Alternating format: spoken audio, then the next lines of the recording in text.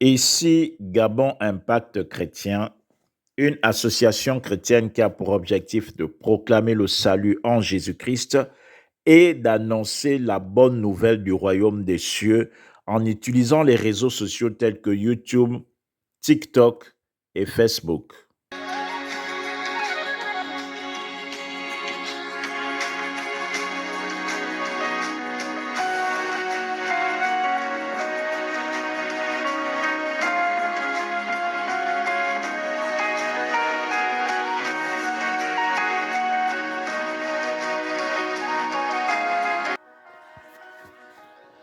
Bien-aimés dans le Seigneur, nous sommes dans la joie de vous retrouver encore aujourd'hui pour annoncer la bonne nouvelle du royaume des cieux. Le thème de notre courte exhortation de ce jour est intitulé « Tu as juste besoin de croire en Jésus-Christ pour ton salut et pour avoir la victoire. » Bien-aimés dans le Seigneur, l'homme est le chef-d'œuvre de Dieu.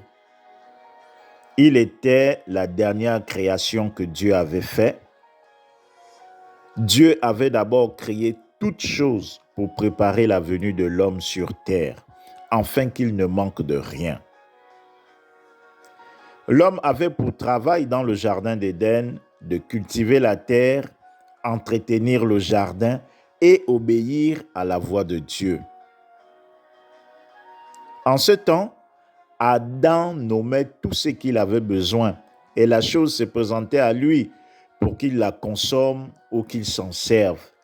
Il n'y avait pas de maladie, il n'y avait pas de mort.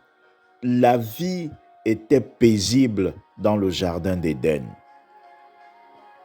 Lorsqu'Adam a désobéi à la voix de Dieu, il a été chassé du jardin d'Éden et il a été maudit par Dieu.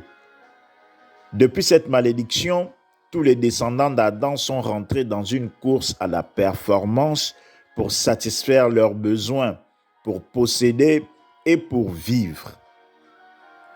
Or, il n'en était pas ainsi avant.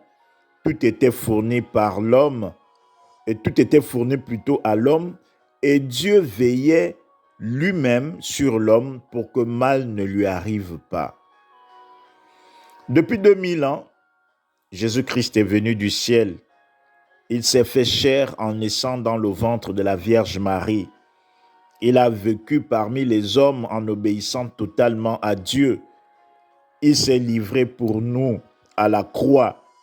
Il s'est livré en sacrifice à Dieu pour que Dieu pardonne les péchés de tous les descendants d'Adam et que le monde entier soit sauvé de la malédiction que Dieu avait proclamée sur Adam et sa descendance. Le sacrifice et la résurrection de Jésus-Christ ont permis de réconcilier l'homme avec Dieu, de pardonner le péché de tous les humains, d'annuler le droit légal que la mort avait sur l'homme, d'annuler le droit légal que la maladie avait eu sur l'homme, d'annuler la malédiction qui régnait dans la vie de l'homme, de donner la vie en abondance à l'homme, de donner la vie éternelle à l'homme et de faire de l'homme le Fils de Dieu à l'image de Jésus-Christ. À une seule condition. Il faut naître de nouveau en croyant de tout son cœur et de toute son âme que Jésus est le Fils de Dieu et en confessant de sa bouche que Jésus-Christ est Seigneur et Sauveur. Mon frère, ma sœur, la foi a donc comme particularité le fait de croire et de recevoir sans fournir des efforts pour mériter quoi que ce soit. Le mérite est attaché à l'effort et l'effort était une caractéristique de la malédiction qui prévalait autrefois. Or, il est écrit qu'il n'y a donc plus de condamnation pour ceux qui sont en Christ. Le problème, mon frère, ma sœur, c'est que les croyants veulent mériter leur délivrance devant Dieu. Ils pensent que leur salut est attaché à la performance qu'ils vont faire dans les jeûnes et la prière. Ils pensent que leur délivrance ou leur salut est lié à la performance de leurs offrandes ou de leurs dîmes. Plusieurs font même des sacrifices pour le pardon de leurs péchés et de celui de leurs enfants, pensant que Dieu monnaie sa miséricorde. C'est une conception qui n'est pas en phase avec la vérité. Mon frère, ma sœur, la vérité, c'est que Dieu a tant aimé le monde qu'il a donné son Fils unique, Jésus-Christ, afin que quiconque croit en lui ne périsse pas, mais qu'il ait la vie éternelle. Nous pouvons le voir dans Jean 3 au verset 16. Mon frère, ma sœur, le salut nous est donné. Nous le recevons gratuitement au moyen de la foi en l'œuvre accomplie par Jésus à la croix. Car la parole nous dit que tous ont péché et ont été privés de la gloire de Dieu. Aucun effort de sainteté, aucun effort de dîme, aucun effort de sacrifice d'argent, aucun effort de jeûne ne peut nous octroyer le salut devant Dieu. Il n'y a que notre foi qui nous rend valeureux devant Dieu. Il n'y a que notre foi en Jésus-Christ qui nous rend agréables devant Dieu ou à Dieu. Il n'y a que notre foi qui nous permet d'être pardonnés devant Dieu. Mon frère, ma sœur, c'est notre foi qui nous donne la guérison. Lisons Marc 5, du verset 25 au verset 34. Je lis la parole de Dieu. Il y avait une femme atteinte d'une perte de sang depuis 12 ans. Elle avait beaucoup souffert entre les mains de plusieurs médecins. Elle avait dépensé tout ce qu'elle possédait. Elle n'avait éprouvé aucun soulagement, mais était allée plutôt en empirant. Ayant entendu parler de Jésus, elle vint dans la foule par derrière et toucha son vêtement. Car elle disait en elle-même, « Si je puis seulement toucher ses vêtements, je serai guérie. » Au même instant, la perte de sang s'arrêta et elle sentit dans son corps qu'elle était guérie de son mal. Jésus connut aussitôt en lui-même qu'une force était sortie de lui et se retournant au milieu de la foule, il dit, « Qui a touché mes vêtements ?» Ses disciples lui dirent, « Tu vois la foule qui te presse et tu dis, « Qui m'a touché ?» Et il regardait autour de lui pour voir celle qui avait fait cela. La femme effrayée et tremblante, sachant ce qui s'était passé en elle-même, vint se jeter à ses pieds et lui dit toute la vérité. Mais Jésus lui dit, « Ma fille, ta foi t'a sauvée. Va en paix et sois guérie de ton mal. » La parole de Dieu. Amen. Mon frère, ma sœur, je ne sais pas par quoi tu es déjà passé dans ta vie.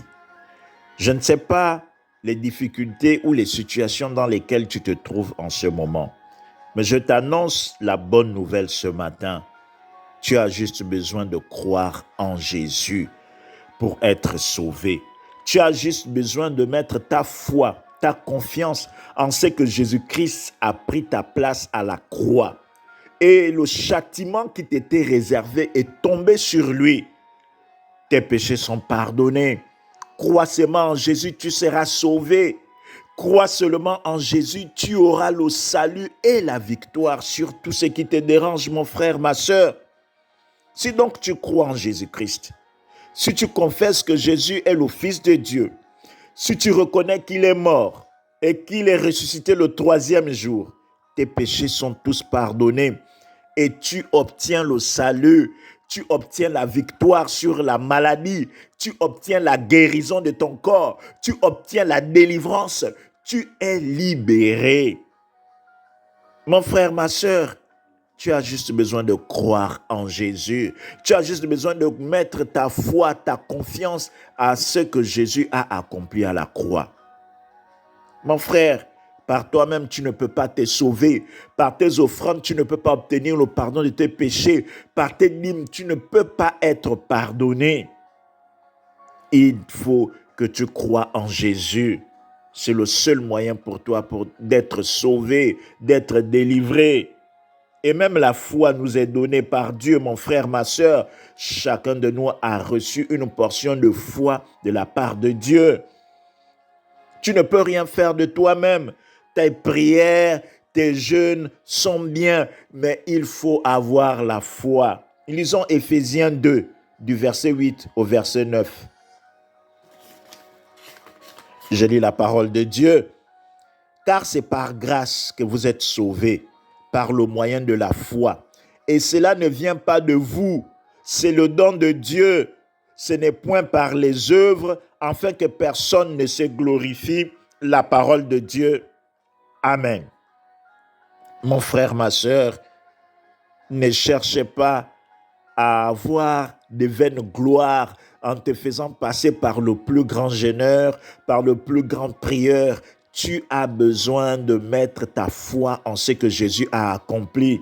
Dieu sait que l'homme est par nature orgueilleux. C'est pour cette raison qu'il a tenu à sauver l'homme sans que ce dernier ne fournisse un effort. Dieu est l'orgueil, mon frère, ma sœur. C'est pourquoi ce matin, Dieu nous appelle à simplement placer notre confiance en son Fils Jésus-Christ. Dieu nous a tant aimés. Dieu nous a aimés, mon frère, ma sœur, que son Fils Jésus a payé le prix pour notre liberté. Jésus a payé le prix en se livrant à la croix pour que nous ayons la vie. Jésus a payé le prix pour que nous soyons guéris.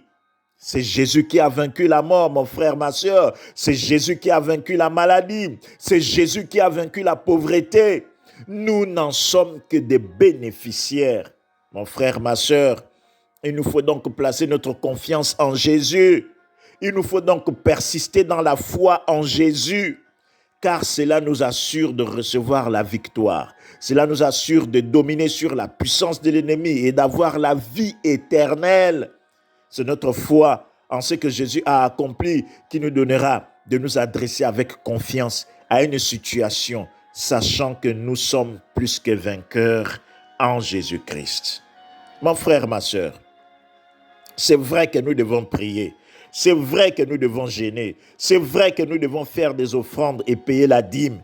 Mais si nous n'avons pas confiance en ce que Jésus a accompli pour nous à la croix, nous n'aurons rien du tout.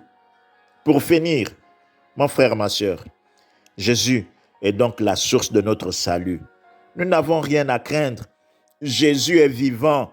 Il agit toujours.